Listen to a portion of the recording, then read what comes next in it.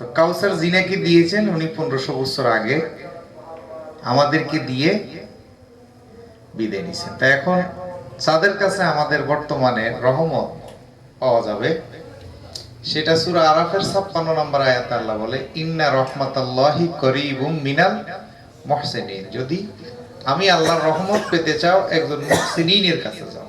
সুবহানাল্লাহ।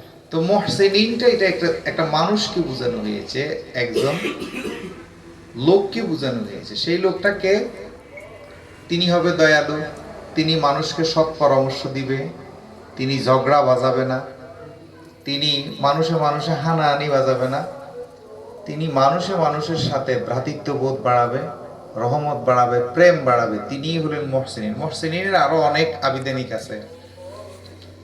আল্লাহ সূরা বানী ইসরাঈলের 50 নম্বর আয়াতে বলে কুল্লি ইবাদি ইয়াকুলুল লাতী বি আহসান ইন্নাশ শাইতানা ইয়ানজামু ইন্নাশ শাইতানা আদুউম মুবিন। তো মুহসিনিন ব্যক্তি যারা আছে এরা উত্তম কথা বলবে, উত্তম পরামর্শ দিবে। আর ইন্নাশ শাইতানা কানা ইয়ানজাগু ইন্নাশ শাইতানা আদুউম মুবিন, সূরা বানী ইসরাঈলের 50 নম্বর আয়াত। আল্লাহ বলতেছে এমন কিছু মানুষরূপী শয়তান থাকবে, এরা মানুষকে উস্কানি দিবে। কি দিবে? আর এরাই হইল মানুষের প্রকাশ্য শত্রু। এদেরকে আল্লাহ শয়তান বলছে, এরাই মানুষের প্রকাশ্য শত্রু।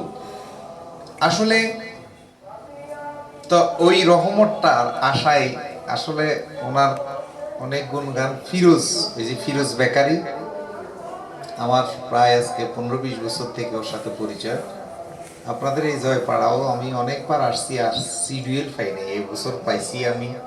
এরা অনেকদিন ধরে ইরান চৌধুরী একজন আছে না, উনি সহগারে কয় যে একটা মাহফিল রাখতেই হবে এই বছর। তা আসছি অনেক বছর আগে, আপনাদের এই মসজিদেও আলোচনা করে গেছিলাম। তো আসছি হুজুর থেকে দোয়া নেওয়ার জন্য, কথা বলার জন্য না। তো সাক্ষাৎ করে ওদিকে যাব, ক্ষমা করবেন। তো মূল কথা হলো আমরা মুহসিনিনকে আল্লাহ এই যে সূরা নাহলের 43 নম্বর আয়াতে বলছে তুমি জ্ঞানীদের থেকে জেনে নাও। কার থেকে জেনে নাও? এখন আসলে আমাদের এই ধর্মটার ভিতরে এমন কৌশলে এমন কিছু ঢুকিয়ে দিছে। এখন আপনি ছোটবেলার থেকে জানতেছেন এটা লোহা, এটা কি জানছেন? হঠাৎ করে কেউ আসি পিতল কইলে এটার বিশ্বাস করা, হঠাৎ করে পিতল কইলে। এখন সেটাই হচ্ছে যে রাসূলের গালে ইহুদি আসি একটা সর দিছে, রাসূল জিজ্ঞেস করছে তোমার হাতে ব্যথা হয়েছে, বলুন তো এই রাসূল বুঝি কইব তোরা যে মারামারি কর? যেই রাসূলে এরকম এরকম এরকম একটা আসন খানকা, সেটার মধ্যে বসে রয়েছে এক ইহুদি আসি সরায় ফরসাদ করে দিতেছে। আল্লাহ দুইজন সাহাবা তলোয়ার লয়ে দাঁড়াই গেছে, আল্লাহ রাসূল বলতেছে দাঁড়াও। এখন বৈজ্ঞানিকেরা গবেষণা করে পাইছে যে ফরসাবে বাধা দিলে কিডনি এফেক্ট হয়।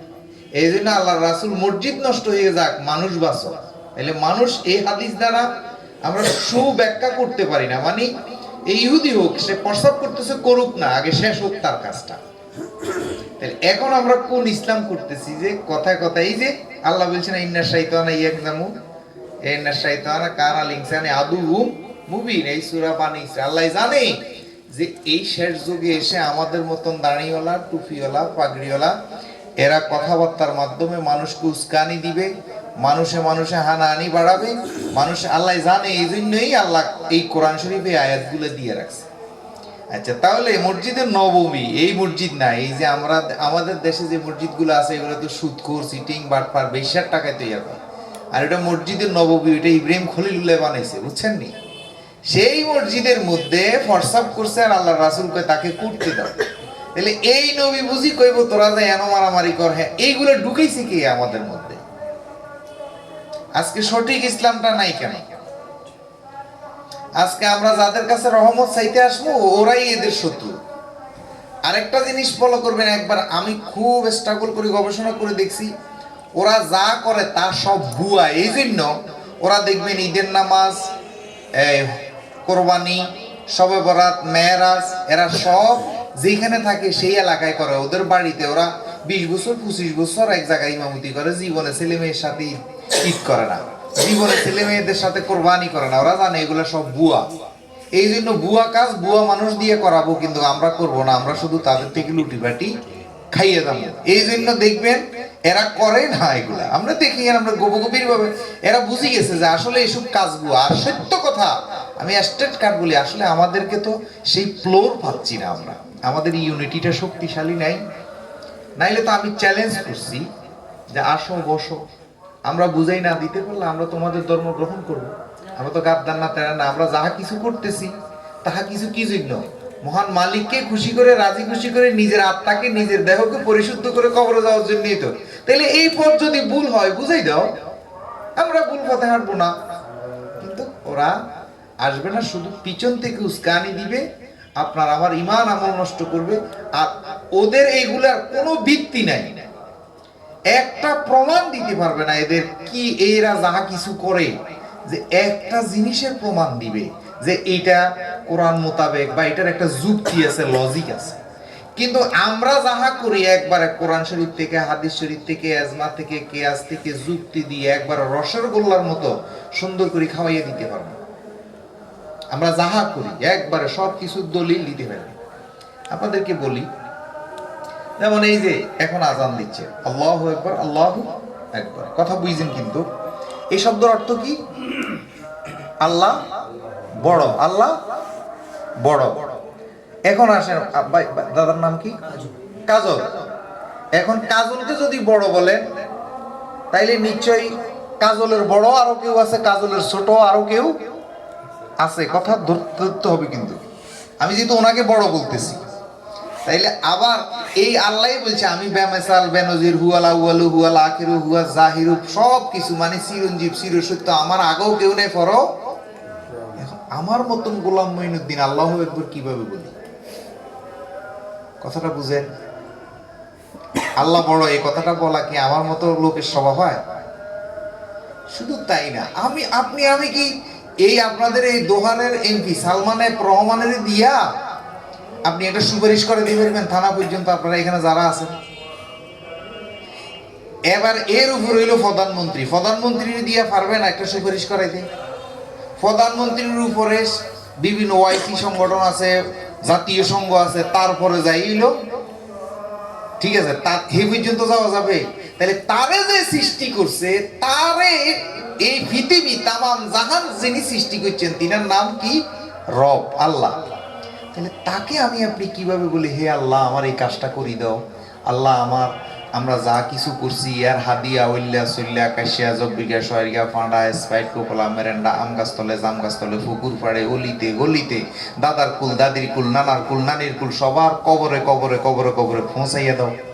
এত বড় সাহস আমার কেমনে হয়? সামান্য আপনার দোহারের এমফিরি দিয়ে আপনি সামান্য আপনার একটা কালভার্ট লাগবে, একটা রাস্তা লাগবে, এটা করাইতে পারেন না। আর যিনি তামাম জাহানের মালিক, তাকে দিয়ে কিভাবে করা? আল্লাহ সেই জন্যই বলছে যে এরকম একজন মহসিনের কাছে যাও। বেয়াদবি না? এখন তারা জানে যে আমরা তো সব গোড়ামি করতেছি, বেয়াদবি করতেছি, মানুষের ঈমান নষ্ট করতেছি, ধর্মের নাম দিয়ে লুটটা ফাইটটা খাইতেছি। এই জন্য তারা যা খাইতে পারে তাই লাভ। এই জন্য তাদের বাড়িতে মিলাদ নাই, মাহফিল নাই, উরুস নাই, জিকির নাই, আজকার নাই। তারা কাউরে জীবনে এক কাপ চা খাওয়াইছে তার কোনো প্রমাণ নাই, তারা শুধু নিতেই আসছে। তাই তারা কৌশল করে আমাদের এই ধর্ম, সুন্দর ধর্মটাকে এই উস্কানি দিয়ে, আল্লাহ জানে যে উস্কানি দিবে, এই জন্য সূরা বানী ইসরাঈলের আয়াতে আসছে। আর আল্লাহ আবার সূরা বানী ইসরাঈলের 30 নম্বর আয়াতে বলে যে তুমি অনুমান দ্বারা পরিচালিত হইও না। তাদের যত রকমের ইবাদত আছে, এগুলো তো ইবাদত না, এগুলো হলো বিষ। ইবাদত নাম দিয়ে বিষ খাওয়াচ্ছে, সবগুলো অনুমান, শুধু অনুমান অনুমান অনুমান। বাকির লোভে আপনার নগদ নিয়ে যাচ্ছে, বাকির লোভ দেখাইয়া। কিন্তু ধর্ম বাস্তব। এই জন্য কাজল সাহেব বলছে যে গুরু উপাসনার উপরে আর কোনো উপাসনা নাই। কিন্তু এমন ভাবে এগুলোকে হত্যা করা হয়েছে, মানে এমন কৌশলে আমার আপনার ভিতরে এই সুন্দর একটা ধর্ম, যেই ধর্মটাকে ইহুদি নাসারা খ্রিস্টান সবাই পছন্দ করছে, আজকে তাদের প্রথম বাণী হইল হিন্দুরা তো বিধর্মীর হাতে খাওয়া যাবে না, বিধর্মীর হাতে লওয়া যাবে না। আচ্ছা, আল্লাহর রাসূল দুনিয়াতে আসার পরেই না মানুষ 25 বছর না 26 বছর বয়সে প্রথম ইসলাম গ্রহণ করছে বিবি খাদিজা। তাইলে এই 25 বছর বয়সে পর্যন্ত কি আল্লাহর রাসূলের জন্য আকাশ থেকে খাওয়া আসছে, জমিন থেকে খাওয়া আসছে? এইরকম ইহুদি নাসারা খ্রিস্টান কাফেররাই খাওয়াইছে। খাওয়ানোর পরে ওনার আদর্শ দেখে, ওনার মতবাদ দেখে, ওনার আলোচনা দেখে, ওনার চারিত্রিক গুণাবলী দেখে সর্বপ্রথম বিবি খাদিজা ইসলাম গ্রহণ করছে, ঠিক না? তো এদের ধর্মে হলো সর্বপ্রথম আপনি হিন্দুর সাথে খাইতে পারবেন না, হিন্দু শুইলে না যায়, খাইলে না যায়, হেরা তাইলে কেন? তাহলে ধর্মটাতে এদের কাছে খুব কৌশলী এগুলাকে আমাদের মধ্যে এমন ভাবে মানে উস্কানি ঢুকাইয়া দিয়া, হিংসাত্মক ভাব ঢুকাইয়া দিয়া এই সুন্দর ধর্মটাকে নষ্ট করছে, আর যুগ যুগ ধরে করতেছে। এখন এমন ভাবে হইতেছে। তবে কিছু কিছু জায়গা আছে, এই যে বাবাজান, কিছু কিছু লোক আছে, জ্ঞানী গুণীগুণ আছে, এদের থেকে সঠিক কিছু পাওয়া যায়, সেই হিসাবে ধর্মটা টিকে আছে। এরা যেভাবে মানুষকে বুঝায়, ওলি আল্লাহর দরবার, একজন হক্কানি পীর, এই সিস্তিয়া তরিকার মাজার শরীফ, যেভাবে মানুষকে বুঝায় লাগে যেন কিচ্ছু নাই। তাইলে এই কিছু নাইর ভিতরে এখনো যে কিছু মানুষ ঈমান রাখছে, শুধু একমাত্র কারণ কি? কারণে হইল ওলি আল্লাহর দ্বারা কিছু গড়ে, ওলি আল্লাহর দ্বারা, মুহসিনিনের দ্বারা কিছু গড়ে। এত কলঙ্ক, এত অপমান, এত কিছু শোনার পরেও কেন জানি মনটা টানে, ওই কিছু গড়ি রয়েছে যে। আর ওদের দ্বারা গড়ে না, শুধু মিথ্যার আশা দিয়ে এই মানুষগুলাকে আর দেখিয়ে আপনি ওদের সাথে যারা চলে, এদের চারিত্রিক গুণাবলী দেখিয়ে দেখেন, এরা যা করে তা যে আরেকটা ভুয়া, তার প্রমাণ হলো কোরআন শরীফ আছে, ইন্না সলাতা তানহা আনিল ফাহশাই ওয়াল মুনকার, অবশ্যই সালাত নামাজ খারাপ কাজ থেকে বিরত। যারা একবার গুরুদরি ওই সালাত আদায় করে, তাদের দ্বারা আপনি মিথ্যা কথা বলাইতে পারবেন না, তাদের দ্বারা কারো ক্ষতি করাইতে পারবেন না। আর তারা এই সালাত আদায় করছে, বাইরে আকাম করতেছে। শুধু তাই নয়, ওরা কত বেয়াদব হইলে মসজিদের ভিতরে বলাৎকারী করতেছে, যেখানে কোরআনের ট্রেনিং দেওয়া হয়, যেখানে হাদিসের ট্রেনিং দেওয়া হয়, ধর্মের ট্রেনিং দেওয়া হয়, সেখানে ছোট ছোট বাচ্চাদেরকে বলাৎকারী করতেছে। বলাৎকারীদের করে তাই নয়, হুজুরেরা মারলে নাকি বেহেশতে যাবে। কোরআন শরীফ মাথাত লইয়া এইটা বুঝায়, হুজুরে ফুটকি মারছে, এখন ফুটকিও জান্নাতে যাইবে, এইটা পর্যন্ত বুঝায়। চিন্তা করেন তাদের আকামগুলা কিভাবে এরা প্রতিষ্ঠিত করে সমাজের মধ্যে। মানে হুজুরে মারলে কোথায় যাবে? ব্যস্ত যাবে। হুজুরে ফুটকি মারছে, এই জন্য ওইটাও ব্যস্ত যাবে। নাউজুবিল্লাহ কইতেন না। আর এইগুলো আমরা দেখে শুনে, এই জন্য লালন কইছে দেখে শুনে জ্ঞান হলো। এগুলো দেখেও আমরা কি করি? বুঝি না। যাই হোক, আমাদেরকে সঠিক বুঝতে হবে। সঠিক ধর্ম অনেক সুন্দর, ধর্মে অনেক স্বাদ। এই যে কইছে না, হ্যাঁ একটা কথা সুন্দর, জি। তাহলে আপনাদের কাছে মনে হচ্ছে জানি কি জানি, সে বুঝছে যে তার প্রেমে পড়ার পরে সে যে 2 দিন কথা কয় নাই, তার যে হৃদয়ের মধ্যে কত ব্যথা আসছে। কেন যে যারা ভালোবাসে একটু অভিমান করলে কলিজা উলট পালট হয়ে যায়।